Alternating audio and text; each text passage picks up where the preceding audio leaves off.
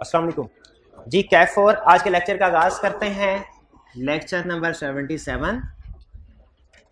Previous lecture में हमने study किया था कॉन्स्टिट्यूशन ऑफ पाकिस्तान के आईने पाकिस्तान में क्या चीज़ें लिखी हुई हैं। बेसिकली आईने पाकिस्तान इन शॉर्ट बताता यह है कि पाकिस्तान का जितना भी निज़ाम है वो कैसे चलेगा, वो चाहे निज़ाम कानूनी हो लेजिस्लेटिव या चाहे हो एडमिनिस्ट्रेटिव कि मुल्क को किस तरीके से चलाया जाएगा, लॉ मेकिंग किस तरीके से होगी, सारी चीज़ों को डिस्कस करता है। ठीक है, उसी के अंदर पाकिस्तान का गवर्नमेंट का निज़ाम किस तरीके से चलेगा, हुकूमत करने का निज़ाम, पाकिस्तान का जुडिशल सिस्टम कैसे चलेगा, अदलिया का निज़ाम, उसमें भी डिस्कशन हुई है। हम आज के लेक्चर में उन जितने भी हमने पार्ट्स पढ़े हैं, उन पार्ट्स के जितने भी पॉइंट्स पढ़े हैं, उनमें सिर्फ 2 पॉइंट्स को आगे लेके चलेंगे। इस चैप्टर में जो रिमेनिंग चैप्टर है इसमें हम आईने पाकिस्तान के सिर्फ 2 पॉइंट्स को आगे लेके चलेंगे। एक, पाकिस्तान में एडमिनिस्ट्रेशन का निज़ाम क्या होगा, यानी पाकिस्तान के मामला इंतजामी मामलात किस तरीके से चलाए जाएंगे, और दूसरा पाकिस्तान में लॉ मेकिंग का सिस्टम क्या होगा। अच्छा, चूंकि हम बिजनेस लॉ पढ़ रहे हैं, पॉलिटिकल साइंस तो नहीं पढ़ रहे, तो इसीलिए हमारा ज्यादा फोकस किसके ऊपर होगा, एडमिनिस्ट्रेटिव साइड ऑफ गवर्नमेंट के ऊपर कि लेजिस्लेटिव साइड के ऊपर। लेजिस्लेटिव साइड का मतलब क्या है, लॉ मेकिंग साइड, कि हमारा ज्यादा फोकस होगा कि पाकिस्तान में लॉ मेकिंग किस तरीके से होती है। लेकिन चूंकि कुछ अथॉरिटीज लॉ मेकिंग में भी इन्वॉल्व है, एडमिनिस्ट्रेशन में भी इन्वॉल्व है, इसलिए पहले हम अथॉरिटीज के बारे में पढ़ेंगे। आज के लेक्चर में हम अथॉरिटीज के बारे में पढ़ेंगे कि आईने पाकिस्तान के मुताबिक कौन लोग हैं जो पाकिस्तान में हुकूमत करेंगे और पाकिस्तान में कवानीन को बनाएंगे। आईने पाकिस्तान के मुताबिक ये स्टडी करेंगे, और फिर कल के लेक्चर में हम स्टडी करेंगे कि यही अथॉरिटी जो आज हम पढ़ रहे हैं लॉ मेकिंग प्रोसेस में कैसे इन्वॉल्व होती हैं, ये स्टडी करेंगे। और आज और कल का लेक्चर आपके लिए खासा इंटरेस्टिंग होने वाला है, आपके लिए काफी इंफॉर्मेटिव होगा। रियल जो एग्जांपल्स अगर आप उसके साथ लिंक करते रहेंगे, उसको भी आजकल के खास तौर पे जो हालात हैं उसकी रोशनी में अगर आप इनको पढ़ेंगे तो आपको काफी इंटरेस्टिंग चीजें भी इन लेक्चर में मिलेगी।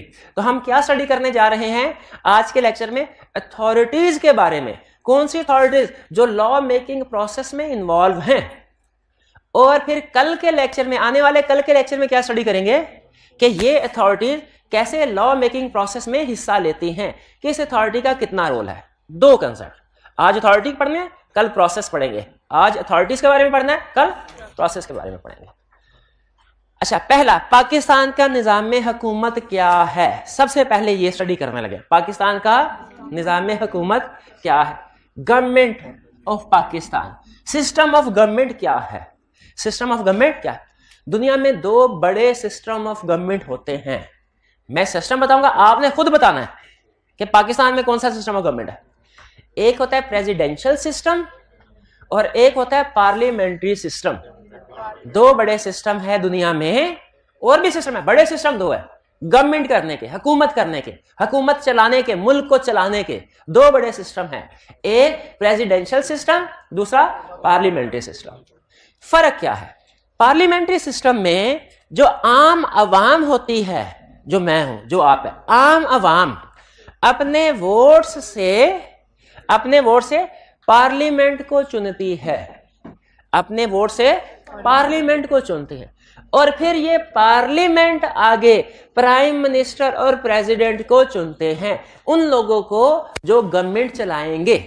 यानी डायरेक्टली पार्लियामेंट्री सिस्टम में वोटर्स डायरेक्टली प्राइम मिनिस्टर या प्रेसिडेंट को नहीं चुनते, वोटर्स किनको चुनते हैं, पार्लियामेंट, और फिर पार्लियामेंट चुनती है प्राइम मिनिस्टर और प्रेसिडेंट।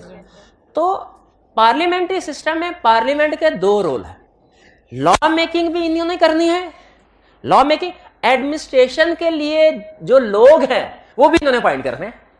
यानी पार्लियामेंट, देखिए मुल्क किसने चलाना है, बेसिकली मुल्क चलाना है प्राइम मिनिस्टर ने, under the supervision of president. President का ज्यादा एक्टिव रोल नहीं होता पार्लियामेंट्री सिस्टम में, प्रेसिडेंट का ज्यादा एक्टिव रोल नहीं होता, वो कुछ मशवरा जैसे घर में बड़ा ना कोई तजर्बेकार है, कभी मशवरा ले लिया उनसे लेकिन घर चलाने के लिए वो जो सबसे बड़ा बेटा है वो चलाएगा घर। तो प्राइम मिनिस्टर के पास ज्यादा पावर्स होती हैं नॉर्मली पार्लियामेंट्री सिस्टम में, लेकिन दोनों को अपॉइंट कौन कर रहा है? पार्लियामेंट। पार्लियामेंट लॉ मेकिंग भी कर रही है, पार्लियामेंट एडमिनिस्ट्रेटिव यानी लेजिस्लेटिव पावर भी है पार्लियामेंट के पास, एडमिनिस्ट्रेटिव एग्जीक्यूटिव पावर्स भी हैं पार्लियामेंट के पास। ये बात समझ आ गई। प्रेसिडेंशियल से, लेकिन इसमें बाजू का प्रॉब्लम होती है, जैसे आपने देखा हो कि जो पार्लियामेंट प्राइम मिनिस्टर या प्रेसिडेंट को अपॉइंट कर सकती है उसको रिमूव भी कर सकती है। तो बाजू का ऐसे होता है कि वोट्स आगे पीछे हो जाते हैं किसी वजह से, जिसकी वजह से एक प्राइम मिनिस्टर जो है वो अगर कोई पॉलिसी कंसिस्टेंटली अप्लाई करना चाहता है मे बी उसको पार्लियामेंट चेंज कर दे। और इसमें थोड़ा बहुत जैसे आपको पता है करप्शन का भी चांस होता है कि जी वोटर इधर से उधर गए, उधर से किसी भी वजह से जमीर की आवाज पे या किसी भी वजह से, तो प्राइम मिनिस्टर को चेंज, यानी पार्लियामेंट के पास ये पावर है प्राइम मिनिस्टर को प्रेसिडेंट को चेंज कर सकते हैं। प्रेसिडेंशियल सिस्टम में क्या होता है? प्रेसिडेंशियल सिस्टम में लेजिस्लेटिव पावर अलग है, पार्लियामेंट के उसमें लेजिस्लेटिव पावर, प्रेसिडेंशियल सिस्टम में लेजिस्लेटिव पावर अलग है, यानी लॉ बनाने के लिए अथॉरिटीज मौजूद है, उधर लॉ बनाने के लिए अथॉरिटी मौजूद है, लेकिन एडमिनिस्ट्रेटिव एग्जीक्यूटिव पावर वो अलग है। प्रेसिडेंशियल सिस्टम में अवाम डायरेक्टली प्रेसिडेंट को चुनते हैं जिसने गवर्नमेंट चलानी है, एडमिनिस्ट्रेशन। अवाम प्रेसिडेंशियल सिस्टम में प्रेसिडेंट को कौन चुनता है? पार्लियामेंट नहीं, वो उनका रोल सिर्फ लॉ मेकिंग की हद तक है। प्रेसिडेंट को कौन चुनेगा? अवाम। और फिर प्रेसिडेंट डिसाइड करेगा मेरी टीम कौन कौन सी होनी चाहिए। इस सिस्टम में चूंकि प्रेसिडेंट को डायरेक्टली अवाम चूज करते हैं, तो पार्लियामेंट प्रेसिडेंट को रिमूव करना चाहे तो पॉइंट नहीं किया। एक्सेप्शनल केस होते हैं लेकिन उनकी तरफ हम नहीं जा रहे क्योंकि वो सिस्टम ही नहीं है पाकिस्तान का, तो हम उनकी तरफ डिस्कशन नहीं कर रहे। तो फर्क समझ आया आपको कि प्रेसिडेंशियल सिस्टम में जो चलाना है निजाम जिसने, वो किसने? प्रेसिडेंट। उसको कौन अपॉइंट करेगा? General public. पार्लियामेंट का रोल सिर्फ लॉ मेकिंग की हद तक होगा, एडमिनिस्ट्रेशन नहीं। यानी यूं कह लीजिए कि अगर सियासतदानों की जुबान में बात करो तो कि पार्लियामेंट्री सिस्टम में प्राइम मिनिस्टर और प्रेसिडेंट पार्लियामेंट को जवाबदेह है, लेकिन प्रेसिडेंशियल सिस्टम में प्रेसिडेंट पार्लियामेंट को जवाबदेह नहीं है। पॉइंट ही नहीं किया, वो अपने वोटर्स को जवाब दे। तो अगर उस साइड पे कोई वोट आगे पीछे हो जाए, बिक भी जाए, प्रेसिडेंट को उससे या गवर्नमेंट को कोई खतरा नहीं है, इससे गवर्नमेंट चलती रहेगी। अच्छा, आप बता सकते हैं कोई एक कंट्री की एग्जांपल जिसमें प्रेसिडेंशियल सिस्टम हो? यूएसए। शाबाश, प्रेसिडेंशियल सिस्टम है वहां पे, ठीक है। तो और पाकिस्तान में कौन सा सिस्टम है? Parliamentary system. अब हम दोनों का फर्क हमें पता चल गया। अब हम पार्लियामेंट्री सिस्टम को आगे डिस्कस करेंगे। पार्लियामेंट्री सिस्टम में दो बड़ी टाइप्स हैं, एक है लेजिस्लेटिव साइड, और दूसरी है गवर्नमेंट की साइड, ठीक है। गवर्नमेंट करने वाले लोग डिफरेंट हैं, लेकिन बहरहाल ये पॉइंट किन्होंने किए हैं? इलेक्ट किन्होंने किए हैं? पार्लियामेंट। पार्लियामेंट में कौन लोग शामिल हैं? पार्लियामेंट में है नेशनल असेंबली और सेनेट। नेशनल असेंबली और सेनेट कौन है? Legislative bodies. नेशनल असेंबली और सेनेट कौन है? Legislative bodies. और प्रेसिडेंट और प्राइम मिनिस्टर कौन है? प्रेसिडेंट और प्राइम मिनिस्टर कौन है? Administrative authorities. एडमिनिस्ट्रेटिव अथॉरिटीज जिसमें प्रेसिडेंट को कहा जाता है ये मुल्क का सरबराह है, और प्राइम मिनिस्टर को कहा जाता है ये मुल्क का मुंतजिम है। इनमें फर्क यूं ही समझिए, ये घर में वालिद साहब हैं, ओल्ड एज, बूढ़े हैं, लेकिन अक्लमंद हैं नॉर्मली, और ये घर का सबसे बड़ा बेटा है। नॉर्मली सारे इंतजामात घर के कौन चला रहा है? Prime minister.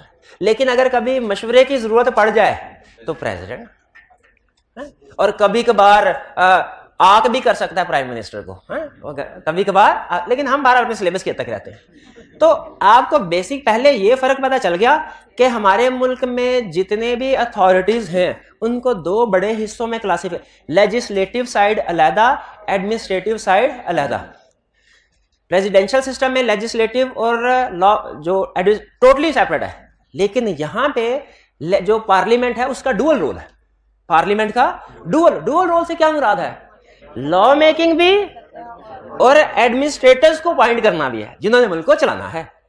ये बात समझ आ गया? चलिए, इसका मतलब यह हुआ कि प्रेसिडेंट को किसने अपॉइंट किया होगा? Parliamentary system. पाकिस्तान का सिस्टम कौन सा है? फेडरल पार्लियामेंट्री सिस्टम कहते हैं इसको, या पार्लियामेंट्री सिस्टम। इसमें प्रेसिडेंट और प्राइम मिनिस्टर को किसने अपॉइंट करना है? नेशनल असेंबली और सेनेट में। यहां तक क्लियर?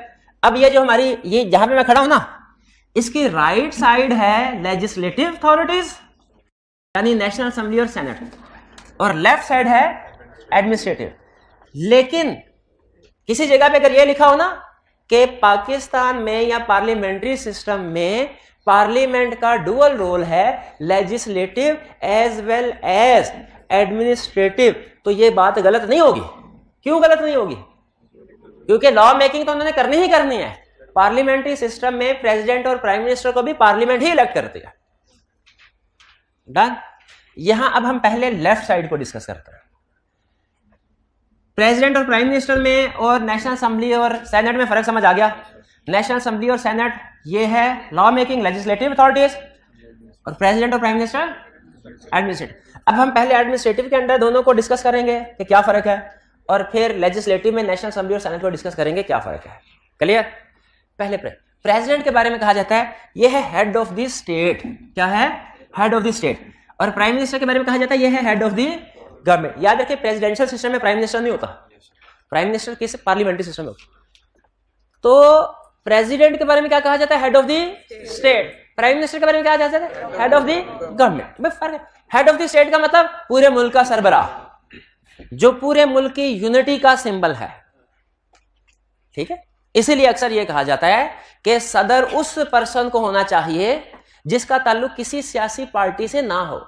और ये थ्योरेटिकली ये बात ठीक है, क्योंकि सदर किसी एक पार्टी का सदर नहीं है, सदर किसी एक सूबे का सदर नहीं है, और पाकिस्तान का सिंबल है। इसीलिए उससे सबके लिए एक जैसा होना चाहिए। तो प्रेसिडेंट को क्या कहा जाता है? प्रेसिडेंट है हेड ऑफ द स्टेट, और prime minister head of the government. इसे head of the government, head of the state तो समझ आया? पूरे पाकिस्तान का सिंबल, सरबराह, पूरे पाकिस्तान का सरबराह। हेड ऑफ द गवर्नमेंट का मतलब क्या है? कि गवर्नमेंट का जो निजाम चलाना है वो किसने चलाना है? प्राइम मिनिस्टर ने चलाना है। निजाम से क्या मुराद है? निजाम से क्या मुराद? भाई यही सारा टैक्स कहां से आएगा, कहां कहां खर्च किया जाएगा, क्या प्रोजेक्ट चलाए जाएंगे, ठीक है, ये इस तरह की सारी चीजें। ठीक है? तो ये हेड ऑफ द स्टेट और हेड ऑफ द गवर्नमेंट में फर्क समझ आ गया। आगे चलते हैं। प्रेसिडेंट, अच्छा बताइए आजकल पाकिस्तान का प्रेसिडेंट कौन है? आरिफ अलवी साहब। गूगल करके जरा कंफर्म, ये 2-3 स्टूडेंट ना जरा गूगल सामने रखें, मोबाइल सामने रखें और कंफर्म करते जाएं क्या ये नाम ठीक है। भाई अभी सुबह तक तो मेरा ख्याल यही थे, अभी भी मेरा ख्याल यही है। आरिफ अलवी साहब, डॉक्टर आरिफ अलवी साहब। चलिए, नहीं पीटीआई के नहीं है ना, ना ना ना ना, ये प्रेसिडेंट कौन है? हेड ऑफ द स्टेट, वो पाकिस्तान के सरबराह है, पाकिस्तान के सरबराह। अच्छा, फंक्शंस क्या हैं? फंक्शन इनका यह है कि इन्होंने बिल्स को अप्रूव करना है। अच्छा, ये तो आपको समझ आ गया ना, प्राइम मिनिस्टर को गाइड करना है। प्राइम तजर्बेकार बंदा होता है ना प्रेसिडेंट, तो प्राइम मिनिस्टर को गाइड करता है कि किस तरीके से कोई मशवरा प्राइम मिनिस्टर ने लेना हो तो प्राइम मिनिस्टर को मशवरा देता है। अप्रूव बिल, ये लफ्ज समझिए। बिल से क्या? बिल से मुराद वो नहीं है होटल का बिल, खाना खाने के लिए गए हुए कितना बिल बना, ये बिल। अप्रूव बिल का मतलब ये नहीं है कि कोई इसके पास पार्लियामेंट के खर्चे आते होंगे और ये अप्रूव करता होगा पार्लियामेंट को पैसा, ना ना ना।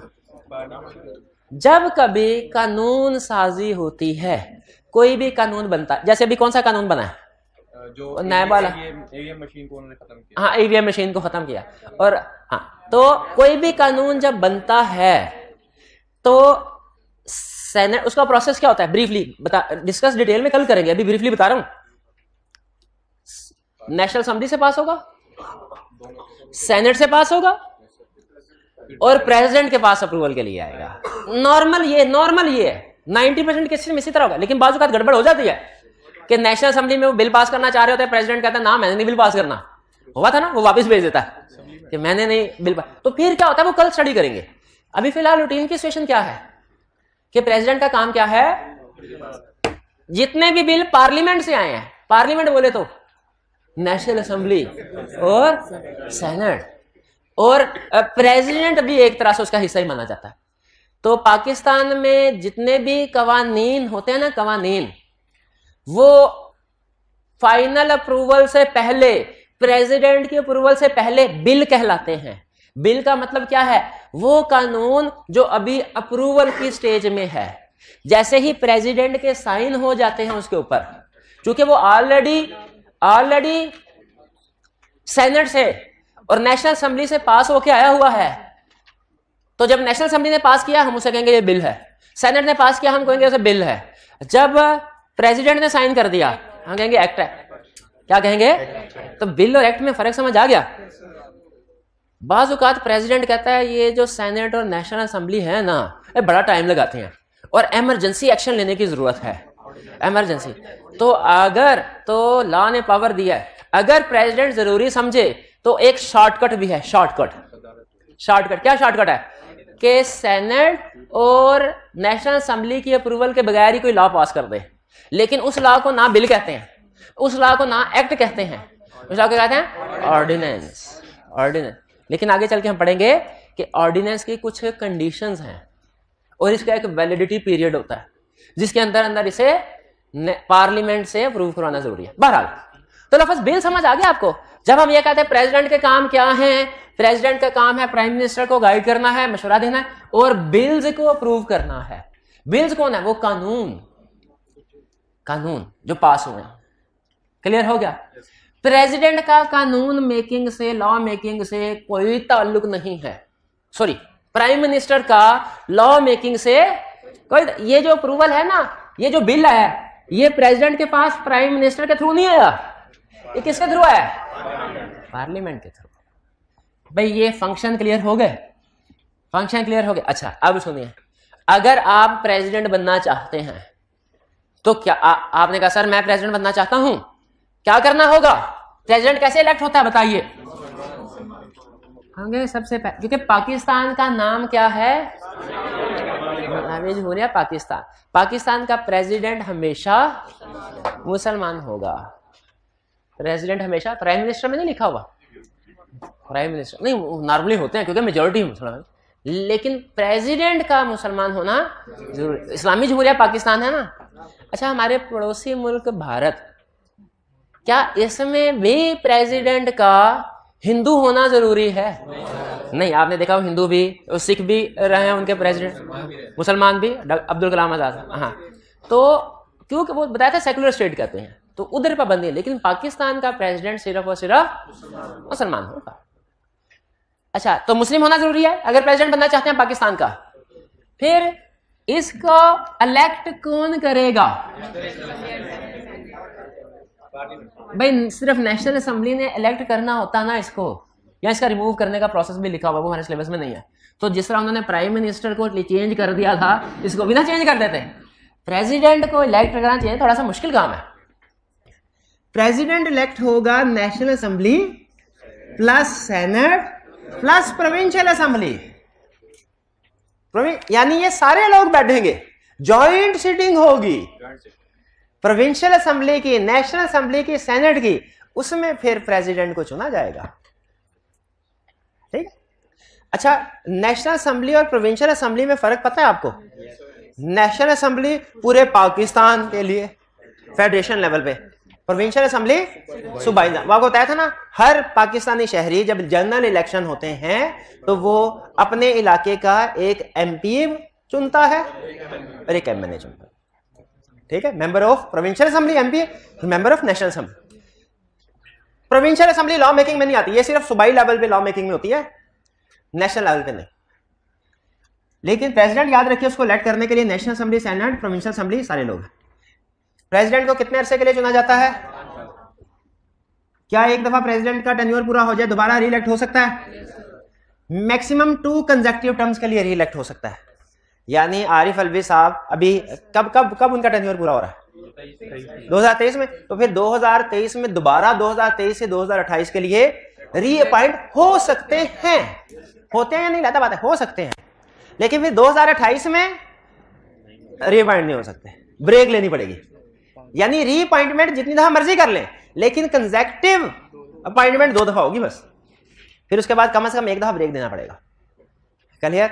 तो प्रेसिडेंट कैसे इलेक्ट होगा, इसका मतलब है प्रेसिडेंट अगर आप बनना चाहते हैं तो आपको नेशनल असेंबली में भी, सेनेट में भी, प्रोविंशियल असेंबली में भी कलेक्टिवली मेजोरिटी चाहिए। क्लियर? इसमें बाकी और कोई टेक्निकल चीज नहीं है। सेनेट वो भी बताते हैं ना, सेनेट में कौन, भी सेनेट की तरफ आते हैं, सेनेट में कौन। ये क्लियर हो गया फंक्शन। उन्होंने कहा सर हम लोग अगर एमपीएस को इलेक्ट करते हैं, नेशनल असेंबली को इलेक्ट करते हैं, सेनेट कहां से आ गया? बहुत अच्छा क्वेश्चन, अभी थोड़ी देर में जवाब देता हूं। ये क्लियर। प्राइम मिनिस्टर ये मेंबर, हाँ ये कौन है, चलिए ये भी लिख दें, head of the state Shahbaz Sharif साहब।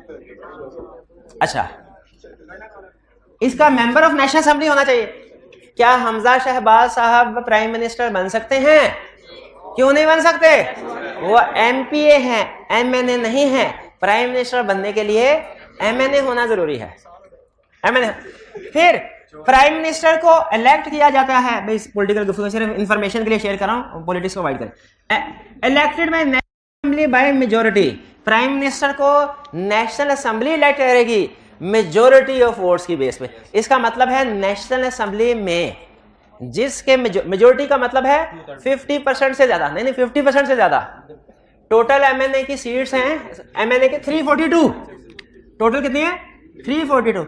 तो कैलकुलेट करें कि अगर आप प्राइम मिनिस्टर बनना चाहते हैं तो आपको कितने एमएनए के वोट्स की जरूरत है, कितने एमएनए चाहिए आपको? कैलकुलेशन करें। 172 नहीं, 173, 172 तो एग्जैक्ट पूरा 171। अच्छा ठीक है, 170, सही कर, नहीं सही कर, 171 एग्जैक्ट 50% होगा, 172 वोट्स की जरूरत। तो इसका मतलब है जिस पार्टी के अपने पास या उसके इत्तेहादियों के मिला के 172 एमएनए हो गए, वो प्राइम मिनिस्टर बन सकता है। भाई ठीक है, नहीं आर्मी नहीं बनाती भाई, जो आईने पाकिस्तान में लिखा है हम वो डिस्कस कर रहे हैं, और आर्मी नहीं बनाती। हाँ बनाते हैं। इलेक्टेड बाय नेशनल, भाई समझ आया? प्राइम मिनिस्टर कौन इलेक्ट करेगा? अच्छा, अब आपने उधर देखे बगैर बताना है नेशनल असेंबली के मेंबर्स की कितनी तादाद है? कितने? 342। शाबाश शाबाश। अच्छा, फिर प्राइम मिनिस्टर ने जब निजाम चला, क्या प्राइम मिनिस्टर अकेला सारा निजाम चलाता? वो देखता होगा भाई ट्रेन टाइम पे आ रही है कि जा रही है कि नहीं है, वो देखता होगा हवाई जहाज सारे जो हैं वो सही हैं, किसी में प्रॉब्लम था, किसी का पेज तो नहीं ढीला। ये देखता होगा प्राइम मिनिस्टर खुद कि प्राइम मिनिस्टर ने अपनी कोई टीम बनाई होगी, अपनी कैबिनेट बनाई होगी, उसे कहते हैं फेडरल कैबिनेट। फेडरल, हाँ बिल्कुल, वजीर में शेर, ये फेडरल कैबिनेट। और ये अगर आप जाए ना, सर्च करें फेडरल, आपके सामने लिस्ट भी आ जाएगी कि कौन कौन किस किस सेक्टर का वजीर है, मिनिस्टर। तो फेडरल कैबिनेट बेसिकली होती है, मेरा ख्याल है 23 मिनिस्टर्स हैं टोटल, यानी पाकिस्तान का जितना भी सिस्टम है, एग्जैक्टली मुझे तादाद याद नहीं, मेरा ख्याल है 23 के करीब है मिनिस्टर्स। कोई वजीर हवाबाजी होता है, कोई वजीर रेलवे है। हाँ बताएं, तो वो जिसने तकरीर की थी कि पीआईए के सारे पायलट जो हैं उनके जाली हैं लाइसेंस, उसके बाद बैन कर दिया था फॉरेन कंट्रीज ने पीआईए के ऊपर। हाँ वो वजीर हवाबाजी, क्या नाम था उसका मिनिस्टर का? गुलाम सरवर था। हाँ चले ठीक है, बहरहाल उस वक्त। तो इसका मतलब ये हुआ जैसे ही प्राइम मिनिस्टर चेंज होता है ऑटोमेटिकली ये सारी कैबिनेट, ये मिनिस्टर यानी ये भी चेंज हो जाए, क्योंकि हर एक की अपनी टीम है ना, हर एक की अपनी टीम। फिर मिनिस्टर भी जाहिर है मिनिस्टर्स होते हैं, यानी ये ministers are assisted by secretaries to implement policies. Prime minister centre में, प्राइम मिनिस्टर, ये प्राइम मिनिस्टर के इर्द गिर्द फेडरल कैबिनेट यानी मिनिस्टर्स, और हर मिनिस्टर के आगे सेक्रेटरीज, ताकि जो प्राइम मिनिस्टर गाइडेंस देगा कैबिनेट को या मिनिस्टर्स को, मिनिस्टर आगे फिर उन पॉलिसीज के मुताबिक इंप्लीमेंटेशन कराएंगे सेक्रेटरीज के थ्रू। ठीक है भाई, ये क्लियर हो गया सिस्टम कि पाकिस्तान का निजाम किस तरह चल रहा है। प्राइम मिनिस्टर कहां से आता है? एमएनए सेलेक्ट करते हैं, 342 एमएनए मेजोरिटी की बेस पे प्राइम मिनिस्टर को इलेक्ट करते हैं। प्राइम मिनिस्टर अपनी फेडरल कैबिनेट जो कि बेसिकली मिनिस्टर्स हैं उनको इलेक्ट करता है, और ये आगे अपने जो मिनिस्टर्स हैं सेक्रेटरीज के थ्रू पॉलिसीज इंप्लीमेंट करते हैं हर सेक्टर में, जिस सेक्टर में भी जो पॉलिसी इंप्लीमेंट करनी है। अब हमने स्टडी कर लिया प्रेसिडेंट भी प्राइम मिनिस्टर भी, इसमें कोई प्रॉब्लम नहीं। चलिए, प्रेसिडेंट का टेन्योर कितना था? 5 ईयर। अच्छा, प्राइम मिनिस्टर का नहीं बताया हुआ, इसका भी 5 साल। अच्छा चलो, मेरा ख्याल है 5 साल ही होता है। 4 साल होता है? अच्छा चलो। अब आगे national assembly. National assembly, national assembly का काम क्या है और सेनेट का काम क्या है? देखें, नेशनल असेंबली और सेनेट दोनों में एक चीज तो कॉमन है, क्या? Law making. और लॉ मेकिंग ये बिल्स को प्रूव करता है। बिल को प्रूव करना भी लॉ मेकिंग का हिस्सा है। यानी पहले नेशनल असेंबली कोई बिल पास करती है, वो बिल फिर जाता है सेनेट में, सेनेट उसको अप्रूव करता है। यहां पे एक लफ्ज लिखा है एक्सेप्ट मनी बिल, इसको मैं कल डिस्कस करूंगा। ये एक एक्सेप्शन ध्यान में रखिएगा। इसका मतलब यह हुआ कि मनी बिल जो है ना, यहाँ जो बजट है हमारा साल बाद, ये नेशनल असेंबली पास करती है और नेशनल असेंबली के बाद डायरेक्ट प्रेसिडेंट। इसके अलावा जितने भी बिल्स हैं नेशनल असेंबली से पास होंगे, सेनेट में जाएंगे और सेनेट के बाद प्रेसिडेंट में जाएंगे। भाई क्लियर हुआ ये बात? तो इसका मतलब है सेनेट का भी काम लॉ मेकिंग है, नेशनल असेंबली का काम भी लॉ मेकिंग है। लेकिन लॉ मेकिंग के अलावा नेशनल असेंबली पॉलिसीज को भी फार्मुलेट करती है।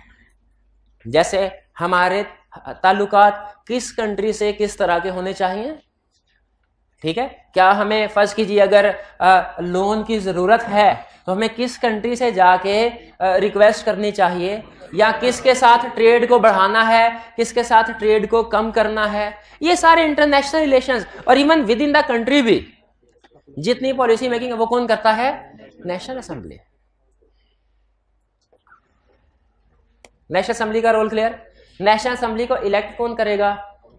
वोटर। कितने साल के लिए होगी? 5 साल के लिए। अच्छा, ये कंपोजिशन इंटरेस्टिंग है, जरा कंपोजिशन सुनिएगा।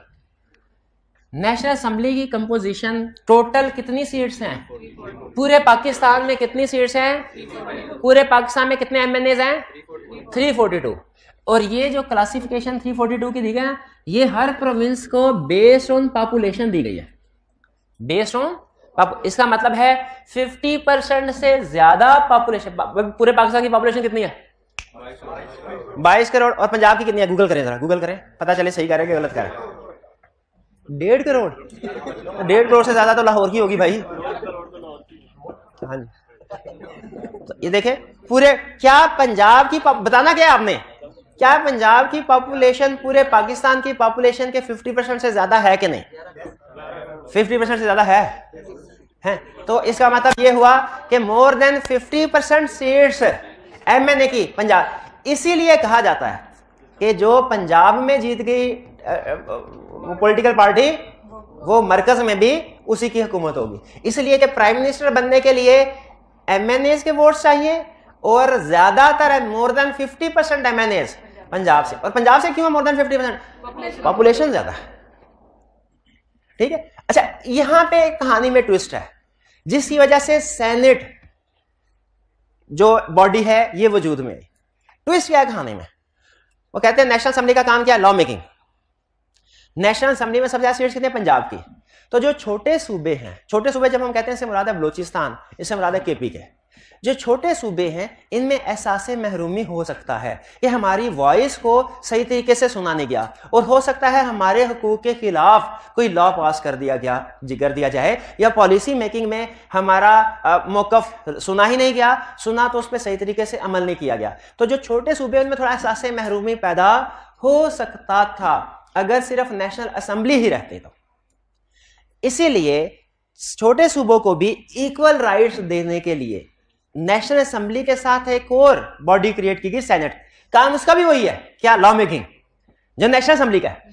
लेकिन बेसिक डिफरेंस क्या है भला? कि सेनेट में हर प्रोविंस की इक्वल सीट्स है, हर एक इक्वल है। सेनेटर्स मेरा हाल टोटल 104 है।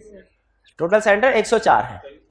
तो सेनेट के अंदर हर एक की इक्वल सीट्स है, हर प्रोविंस की। यानी सेनेटर्स की तादाद हर प्रोविंस में एक जैसी, ताकि हर प्रोविंस की इक्वल वाइज। अब देखिए, जो भी कानून नेशनल असेंबली से पास होके सेनेट में भी जा रहा है, उसकी तरफ से अप्रूव हुए बगैर नहीं अप्रूव हो रहा। तो इसका मतलब है सारे प्रोविंसेस की भी इक्वल वॉइस कंसीडर कर ली गई। तो सेनेट के आ जाने से जो सूबों में, छोटे सूबों में एहसास कमतरी का हो सकता था, एहसास पैदा कमतरी का, वो खत्म हो गया। क्लियर? तो अब है कंपोजिशन नेशनल असेंबली की 342 बेस्ड ऑन पॉपुलेशन। अच्छा, इसमें कुछ सीट्स रिजर्व भी होती हैं, रिजर्व, हाँ, वुमेन और मिनॉरिटीज के लिए सीट्स रिजर्व होती हैं, जैसे रिजर्व कोटा था कॉलेज में एडमिशन के लिए, ठीक है, तो उस तरीके से रिजर्व सीट्स भी हैं।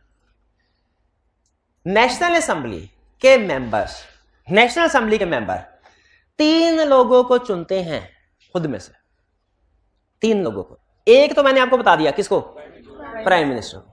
इसके अलावा स्पीकर एंड डिप्टी स्पीकर को भी चुनते हैं, speaker of the house, speaker और डिप्टी स्पीकर, जो कि नेशनल असेंबली के मामलात को चलाने के लिए, जैसे होता है ना कि किसी कंपनी की कोई मीटिंग हो तो उसका चेयरमैन होना जरूरी है ताकि उसको अच्छे तरीके से कंडक्ट करवा सके।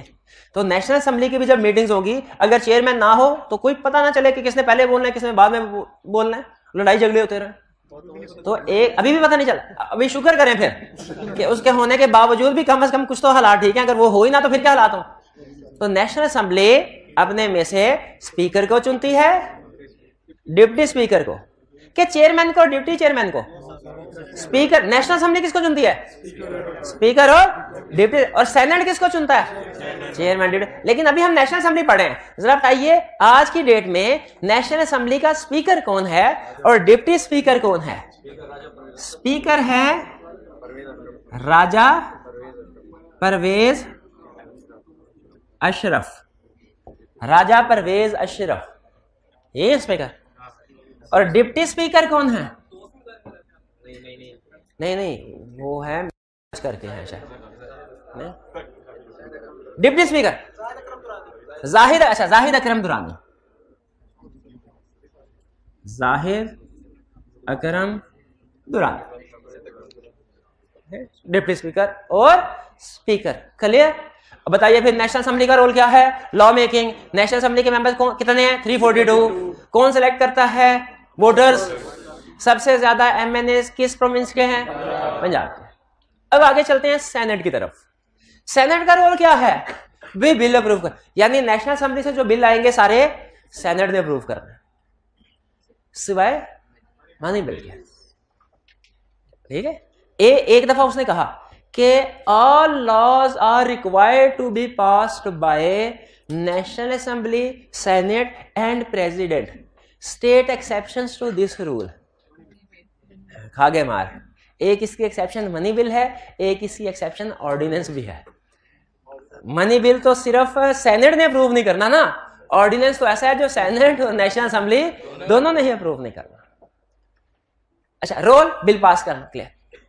सेनेट के कौन इलेक्ट करता है? एमपीएज। अब देखें, सेनेट क्रिएट करने का मकसद क्या था? हर प्रोविंस की इक्वल रिप्रेजेंटेशन हो। तो सेनेटर्स को जाहिर है प्रोविंशियल मेंबर्स ही इलेक्ट करेंगे ना, क्योंकि प्रोविंस की रिप्रेजेंटेशन हो रही है सेनेट के जरिए से। तो सेनेटर्स को इलेक्ट कौन करता है? एमपीएस। एमपीएस बात आप टर्म सुनते होंगे, लोअर हाउस, अपर हाउस। ठीक है, तो सेनेट है अपर हाउस, नेशनल असेंबली। तो सेनेटर्स को इलेक्ट करते हैं एमपीएस। इनकी टर्म 6 ईयर्स है। इनकी टर्म क्या? अच्छा, 6 ईयर भी अजीब है। आधे लोग यानी 104 में से 52, 52 3 साल के बाद 6 साल के लिए अपॉइंट होते हैं, और फिर दूसरे लोग 50% 3 साल के बाद 6 साल के लिए नहीं। बात समझ आई? ये देखिए, आज क्या है? साल 2022। फर्ज कीजिए 21 को इलेक्शन हुआ था। 2021 में सेनेट के इलेक्शन हुए, लेकिन ये इलेक्शन 104 के नहीं हुए होंगे, 52 मेंबर्स के। बाकी 52 मेंबर्स के क्यों नहीं हुए? क्योंकि उनके 2018 में हुए होंगे। अब इसका मतलब है 2018 वालों के इलेक्शन कब होंगे? 2024, 6 साल के बाद। इसमें भी 104 नहीं, 52 के होंगे। और फिर 3 साल के बाद अगले सेनेट के इलेक्शन कब होंगे? 3 साल के बाद 2027 में। लेकिन ये किनके होंगे? 21 वालों के। जो इसका पर्पस क्या होता है? पर्पस ये होता है कि कहीं ऐसा ना हो किसी एक पॉइंट ऑफ टाइम पे सेनेट है ही नहीं, सेनेट के बारे में कहा जाता है ये परमानेंट लेजिस्लेटिव बॉडी है। परमानेंट लेजिस्लेटिव बॉडी का मतलब है कि ये किसी भी पॉइंट ऑफ टाइम पे ऐसा नहीं होगा कि सेनेट डिसॉल्व हो गया। नेशनल असेंबली हो सकती है अपना टर्म पूरा कर ले 5 साल के बाद। 5 साल के बाद जब नेशनल असेंबली अपनी टर्म पूरा कर लेती है, सारे के सारे एमएनएस 342 के 342 एमएनएस के दोबारा इलेक्शन होते हैं। लेकिन सेनेट में ऐसे नहीं होता। हर 3 साल के बाद आधे मेंबर्स के इलेक्शन होते हैं, आधे मेंबर्स की टर्म चल रही होती है। तो इसका मतलब है national assembly permanent legislative body नहीं है, सेनेट परमानेंट लेजिस्लेटिव बॉडी है दोनों लेजिस्लेटिव बॉडी, सेनेट भी और नेशनल असेंबली भी। लेकिन सेनेट परमानेंट लेजिस्लेटिव बॉडी है, नेशनल असेंबली परमानेंट नहीं है। ये समझ आ गया क्यों परमानेंट नहीं है? हर 3 साल बाद आधे लोगों का, यही समझा रहा है कि सेनेट का इलेक्ट करेंगे इनको MPS, term 6 years, half elected after every 3 years। ये समझ आ गया? हाफ इलेक्टेड आफ्टर, यानी हर 3 साल बाद 52 सेनेटर्स का इलेक्शन होता है और ये परमानेंट लेजिस्लेटिव बॉडी है। कंपोजिशन क्या होगी? Equal representation of each province, equal representation of, हाँ ये 23 है, equal representation of each province, यानी हर प्रोविंस की कितनी सीट्स हैं? 23। ये 104 होता है पूरा, 104 23 को मल्टीप्लाई करें तो नहीं होता, ये 92 होता है। हाँ 8 फाटा की सीट्स हैं, 4 फेडरल कैपिटल यानी इस्लामाबाद की सीट्स हैं। तो 4 और 8 12 और 23 के 92, 104 हो गया। नहीं वो अभी नहीं है, वो अभी नहीं है, अभी नहीं, ये हिस्सा नहीं बना होगा ना कॉन्स्टिट्यूशन का। वैसे मैंने ये भी सुना था गिलगित बल्तिस्तान लहदा सूबा बन गया है एक वक्त में, लेकिन जाहिर है कुछ कानूनी मसले मसाइल होंगे, एडमिनिस्ट्रेटिवली में भी हो गया हो। कंपोजिशन सेनेट की, चेयरमैन को इलेक्ट करते हैं, डिप्टी चेयरमैन को। अब बताइए सेनेट का चेयरमैन कौन है? सादिक, अभी भी है सादिक संजरानी। और डिप्टी चेयरमैन कौन है? मिर्जा अफरीदी। भाई ये सिस्टम समझ आया? तो जरा अब रिवर्स इंजीनियरिंग करते हैं। सबसे पहले बताइए पाकिस्तान का हेड ऑफ द स्टेट कौन है? Head of the state president. Head of the government कौन है? प्राइम मिनिस्टर कहां से आता है? नेशनल असेंबली से मेजॉरिटी वोट लेके। और प्रेसिडेंट कहां से आता है? नेशनल असेंबली, प्रोविंशियल असेंबली और सेनेट, इन सबके मेजॉरिटी से। ठीक है। अच्छा, जो नेशनल असेंबली है ये कहां से आती है? इसके मेंबर्स कहां से आते हैं? वोटर्स से। ठीक है। अच्छा, हम तो वोट कास्ट करते हैं 2 तरह के, एक एमपीए का, एक एमएनए का। एमपीए जो है ये कलेक्टिवली ये कौन सी गवर्नमेंट बनाते हैं? Provincial government. और ये अपने में से किसको चुनते हैं? एमपीए अपने में से सीएम को। और एमएनए कौन सी गवर्नमेंट बनाते हैं? मरकज में, फेडरल। और एमएनए अपने में से किसको चुनते हैं? प्राइम मिनिस्टर को। ठीक है। और प्रेसिडेंट कैसे आता है? प्रेसिडेंट वो कलेक्टिवली। ये क्लियर हो गया ये? अच्छा, इसके बाद अब एमएनए की टोटल तादाद 342। सबसे ज्यादा सीट्स पंजाब में। क्यों भला? क्योंकि एमएनए में जो सीट एलोकेशन है बेस्ड ऑन पॉपुलेशन है। और इसमें छोटे सूबों का एहसास कमतरी खत्म करने के लिए क्या ऑप्शन रखे? सेनेट। सेनेट में हर सूबे की इक्वल रिप्रेजेंटेशन। सेनेटर्स को कौन इलेक्ट करता है? एमपीए। एमपीएस को कौन इलेक्ट करता है? General voters. प्राइम मिनिस्टर को कौन इलेक्ट करता है?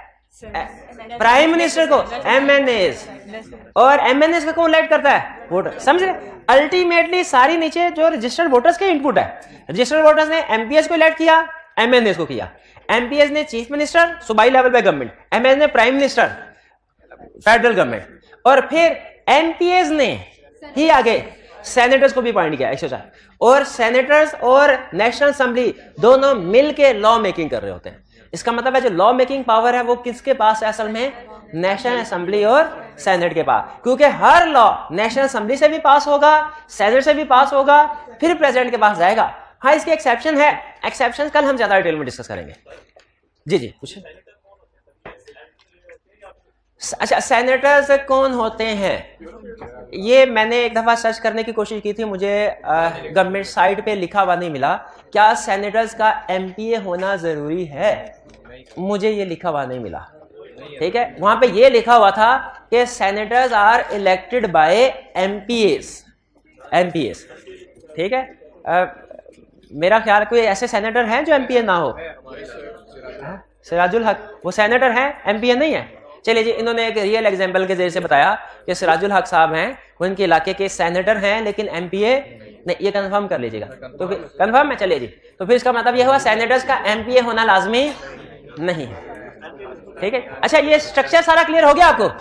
क्योंकि स्ट्रक्चर क्लियर होना तो जो कंसेप्ट है वो याद करने में आसानी होगी। और खास तौर पे आपने आज जाके नेशनल असेंबली और सेनेट वाला ये जरूर पढ़ लेना और याद कर लेना है, क्योंकि कल जो हम लेजिस्लेटिव प्रोसेस पढ़ने जा रहे हैं ना, उसमें सेनेट और नेशनल असेंबली की डिस्कशन होगी बार बार। बिल कभी नेशनल असेंबली जाएगा, कभी सेनेट जाएगा, कभी प्रेसिडेंट के पास है, कभी वापस भी आ जाएगा, कभी जॉइंट सेशन में आएगा। तो ये ना कल समझ लीजिए जैसे वो हॉकी का मैच होता है ना, बॉल कभी इधर कभी उधर, कभी इधर कभी उधर, तो वो काम होगा कल। तो आपको बड़ा क्लियर होना चाहिए कि हमारे प्लेयर कौन कौन से इस गेम में। हमारे प्लेयर कल जो हमने लेजिस्लेटिव प्रोसेस पढ़ना है, इसमें हमारे कौन कौन से प्लेयर्स होंगे? वो तो न्यूट्रल है यार, ऐसे लगा वो अंपायर है, प्लेयर नहीं है। तो हमारे प्लेयर होंगे नेशनल असेंबली, सेनेट और प्रेसिडेंट। चलिए कोई और क्वेश्चन पूछना चाहें तो पूछ लें। कोई क्वेश्चन नहीं? चलिए आज का लेक्चर यहाँ खत्म करते हैं। अल्लाह हाफिज।